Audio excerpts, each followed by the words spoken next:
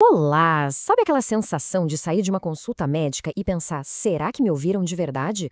Pois é, isso acontece com muita gente. E hoje a gente vai fundo para entender por que isso acontece. Vamos desconstruir juntos essa figura do médico autoritário e descobrir uma nova forma de cuidar. Uma que coloca a pessoa e não a doença bem no centro de tudo.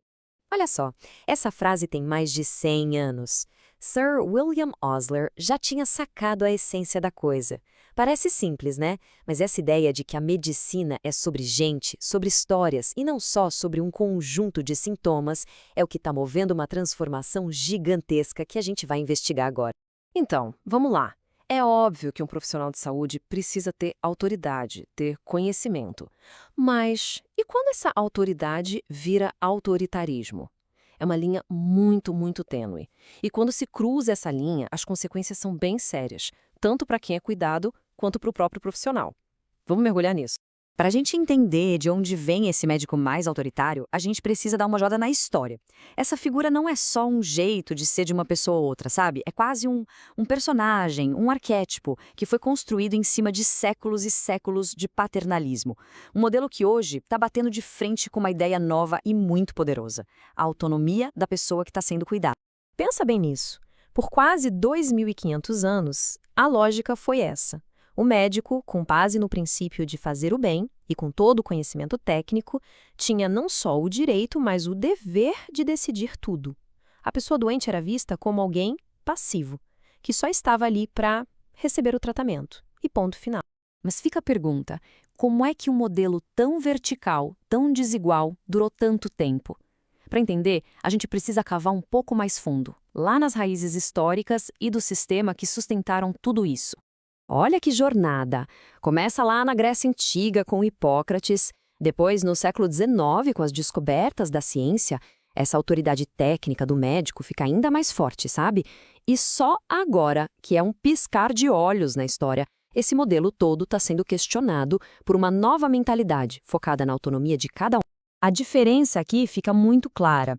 A gente está saindo de um monólogo, onde uma pessoa fala e a outra escuta, para um diálogo, uma conversa, onde a pessoa que busca o cuidado vira protagonista da própria saúde. A ferramenta principal deixa de ser a ordem e passa a ser justamente o diálogo. E aqui está o pulo do gato. O autoritarismo encontrou um terreno super fértil no modelo biomédico tradicional. Sabe, aquela visão que reduz a gente a uma máquina, um conjunto de órgãos e sistemas que precisam de conserto. Quando se olha assim, a experiência de cada um, as emoções, o contexto de vida, tudo isso fica de fora. Mas, claro, essa visão do corpo como máquina não ficou sem resposta. Muita gente, de áreas diferentes, começou a propor outros caminhos. Vamos conhecer algumas ideias que ajudaram a virar esse jogo. E uma dessas ideias veio aqui do Brasil com o grande educador Paulo Freire. Ele criou um conceito genial: a educação bancária. É como se o professor só depositasse o conhecimento na cabeça do aluno que aceita tudo calado. A ligação com a medicina autoritária é direta, né? É o profissional que só deposita ordens sem nenhuma troca.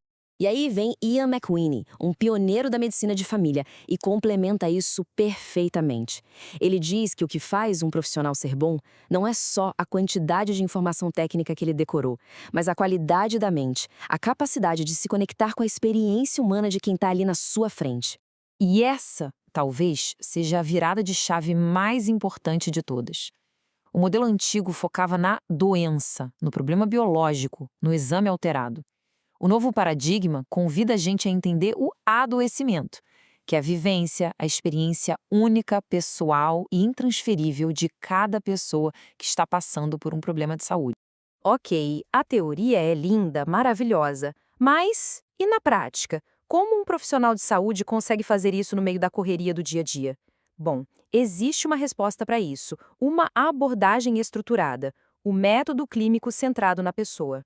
Esse método funciona como um guia, um mapa. Ele orienta o profissional a ir além dos sintomas, a entender o contexto de vida, a construir um plano de cuidados em conjunto e, o mais fundamental, a entender que a própria relação de confiança já é uma parte poderosa do tratamento. E para dar o primeiro passo, existe uma ferramenta muito simples e poderosa, o acrônimo CIF. Ele ajuda a estruturar a conversa para investigar os sentimentos, as ideias, a funcionalidade e as expectativas. São perguntas que parecem básicas, mas que têm o poder de abrir uma porta para o universo de quem está ali. No fim das contas, o objetivo de tudo isso é chegar na decisão compartilhada. É aí que a parceria acontece de verdade. O conhecimento técnico do profissional se encontra com os valores, com a realidade e com os desejos da pessoa. E juntos, eles decidem o melhor caminho a seguir. Tudo isso soa muito bonito, muito ético, mas na vida real funciona? Qual é o impacto de cada um desses modelos na saúde das pessoas e no sistema como um todo? Bom, vamos dar uma olhada no que os dados dizem. A conta de uma abordagem autoritária alta. A imposição gera baixa adesão ao tratamento, as pessoas se sentem desrespeitadas e desconfiam. E olha que interessante, até os profissionais sofrem, com o esgotamento, o famoso burnout, por carregar toda a responsabilidade sozinhos. E esse gráfico aqui deixa tudo bem visual. Em modelos colaborativos, a satisfação e a adesão ao tratamento sobem, e sobem muito. Os dados não deixam dúvida. A parceria simplesmente funciona melhor para todo mundo. E, sabe, o autoritarismo às vezes é muito sutil. Alguns estudos mostraram que, em média, uma pessoa consegue falar por apenas 18 segundos numa consulta tradicional antes de ser interrompida. 18 segundos. É um dado chocante que mostra o quanto a voz de quem busca cuidado pode ser silenciada. E então, para onde a gente vai a partir daqui? Qual é o futuro dessa relação e qual o novo papel do profissional de saúde nesse cenário que está mudando tão rápido? A grande virada é essa aqui. A autoridade do profissional não some, ela se transforma. Em vez de ser uma autoridade imposta de cima para baixo, ela se torna uma autoridade legítima, construída com base na confiança e no diálogo. O médico deixa de ser um comandante para se tornar um verdadeiro parceiro na jornada de saúde da pessoa. E a gente termina com essa reflexão. A medicina, hoje, está numa encruzilhada. A escolha entre ser apenas um técnico que conserta doenças ou ser um verdadeiro parceiro no cuidado vai definir não só o futuro da profissão, mas a qualidade da saúde de todos nós.